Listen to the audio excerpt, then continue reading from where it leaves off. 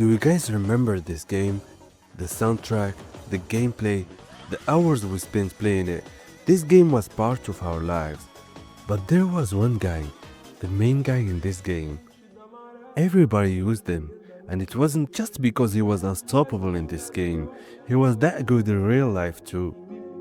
He was destined to be one of the greats, but somehow, in an age where footballers are more famous than ever, nobody even knows where this guy is now.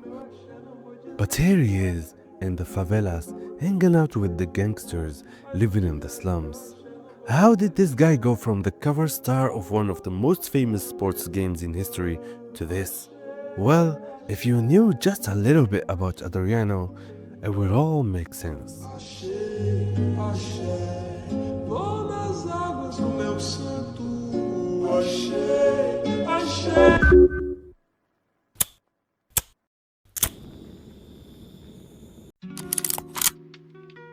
Adriano Leite Ribeiro was born in Vila Cruzeiro, one of the most dangerous favelas in Rio de Janeiro. Life there wasn't just tough, it was survival. Drugs, gangs, and violence weren't things you read about in the papers. They were all around him. But football was Adriano's escape. A ball, an open space, and his left foot were all he needed. By the time he was a teenager, Flamengo, one of Brazil's biggest clubs, came calling. Adriano's talent was raw, unstoppable. His left foot wasn't just a weapon, it was a cannon, and soon the big European clubs noticed.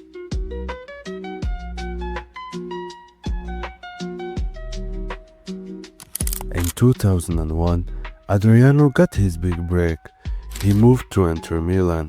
Imagine this, a kid from the favelas suddenly walking into one of Europe's biggest cities and most prestigious clubs. What really blew Adriano's mind, training alongside Ronaldo, the original Ronaldo. Adriano had idolized them growing up, and now they were teammates. For Adriano, it feels like everything was falling into place.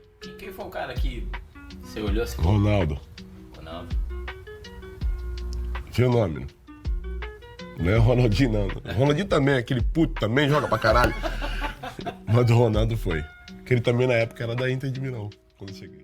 And then, at the Bernabeu, in his debut for Inter against Real Madrid, he smashed a free kick at 200 kilometers per hour. That was when everyone realized this wasn't just another young talent. This was a future superstar. But Inter wasn't ready to give him the spotlight yet. Adriano was loaned out to Fiorentina and then to Parma, where he absolutely thrived, scoring 15 goals in the Serie A alone in one season.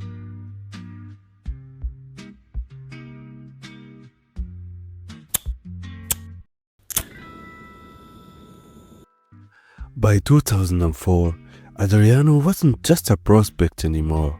He was a phenomenon. At Inter Milan, he scored from impossible angles, ran through defenders like they didn't exist, and carried the team on his back.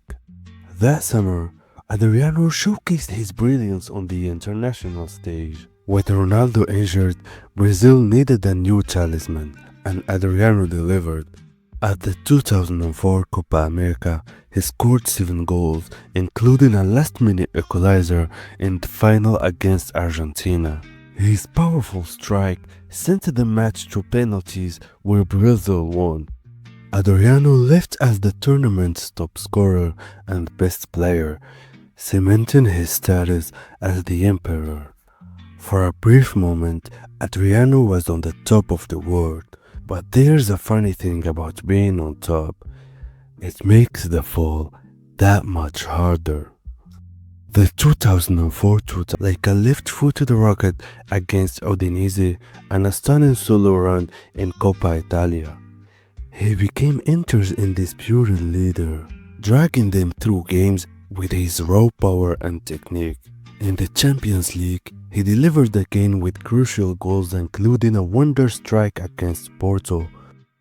Adriano looked unstoppable. He was named Serie A Foreign Player of the Year, and remember, the Serie A was by far the best league at the time. And at just 22 years old, he seemed destined to dominate football for Inter in Brazil. He became the main cover star for Pro Evolution Soccer 6, released on October 27, 2006. This wasn't just a marketing decision, it was a moment of immortality. With his stats maxed out to reflect his explosive power, unstoppable left foot, and dominance. For millions of gamers worldwide, Adriano wasn't just a player, he was a cheat code. Even today, fans remember P6 Adriano as one of the most overpowered characters in football gaming history. But in the midst of this brilliance, tragedy struck. In August 2004, Adriano's father, his hero, his biggest supporter, died suddenly.